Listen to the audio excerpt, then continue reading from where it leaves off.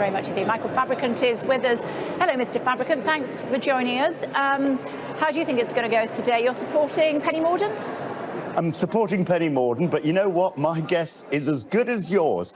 I'm not in the campaign team, and there's clearly some dirty tricks going on at the moment.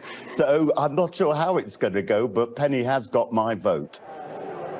European Convention on Human Rights, we should come out of it, is apparently a plank of Suella Braverman's campaign. What do you think of that? Look, I mean, Suella Braverman is very, very able, very good, but, you know, let's just see what happens in the next few days. I think this is going to be exciting.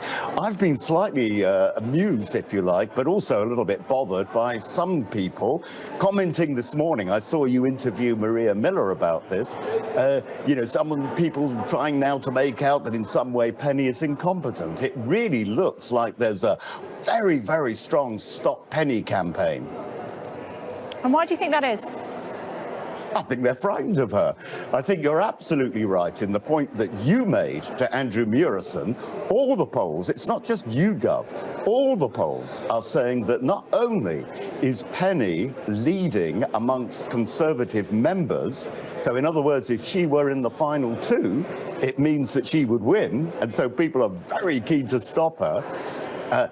The other polling says that actually she would beat Keir Starmer.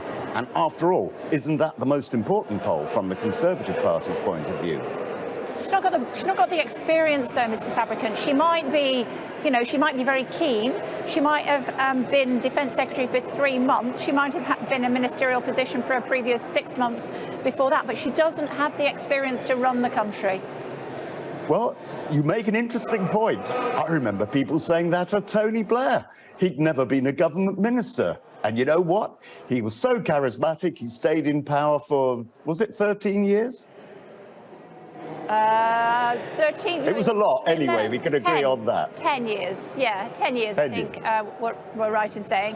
But I think he might have been leader for a little bit longer than that of the Labour Party before he was elected back in 1997.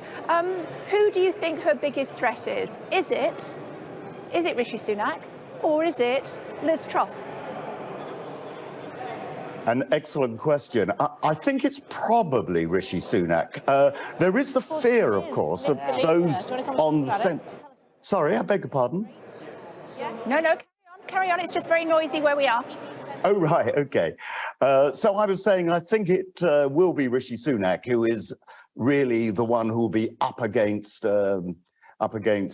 Penny. So, you know, we'll have to see how that goes. But what is clear, as we've already said, is that I think that in every poll, and as I said earlier, not just the YouGov poll, if it is between Rishi and Penny, then, you know, I think Penny will win. I think she's very popular. The trouble poor Rishi has got is, although I think he's done an excellent job as Chancellor of the Exchequer in very, very tough times, how can he say, as he is saying, you know what, if I'm elected leader, I'm going to do this, this, or this, when actually he could have done it in the last 12 months.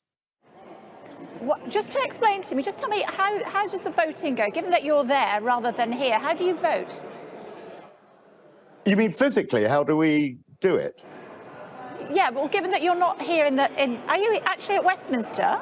Yes, there was a slight misunderstanding. I'm actually only a few yards from you, and I've been saying to your tech people, I don't know why I'm just not talking to you in the lobby, but hey, that's so. But I could have had a proxy vote, but I'm here in Westminster. As soon as I finish with you, I'm going to trot across. I may even see you if I go through Central Lobby and do my vote. But we could have proxy votes if we wished. We'll wave as you go by. It's good to see you. Thanks very much indeed for joining us. Thanks.